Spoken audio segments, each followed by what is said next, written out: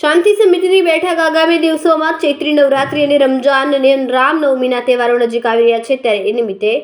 Surat Kapodra police station ખાતે લસકાણા, સરથાણા અને કાપોદ્રા વિસ્તારમાં રહેતા હિન્દુ અને મુસ્લિમ ભાઈઓની એક શાંતિ સમિતિની બેઠક યોજવામાં આવી,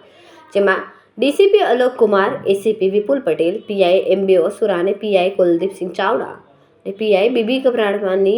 ઉપસ્થિતિમાં આ ત્રણેય પોલીસ સ્ટેશન વિસ્તારમાં રહેતા હિન્દુ અને મુસ્લિમ ભાઈઓ મોટી સંખ્યામાં ઉપસ્થિત રહ્યા। ડીસીપી અલોક કુમાર દ્વારા કહેવામાં આવ્યું કે આ તહેવારોની ઉજવણી ઝોન 1માં વર્ષોથી ઉજવાઈ રહી છે। આ દિન સુધી કોઈ ઘટના ઘટી નથી અને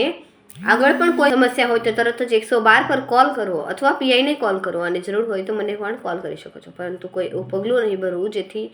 આ મુસ્લિમ भाईचाराમાં मन मोटाव उपजे।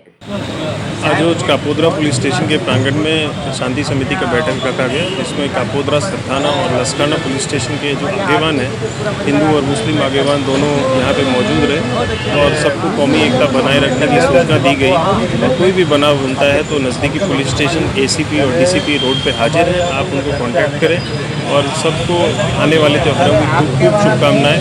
और मैं सबसे यही कामना करता हूँ कि सब आप लोग कौमी एकता बनाए रखें, कुछ भी बनाव हो तो आप पुलिस को जान करें।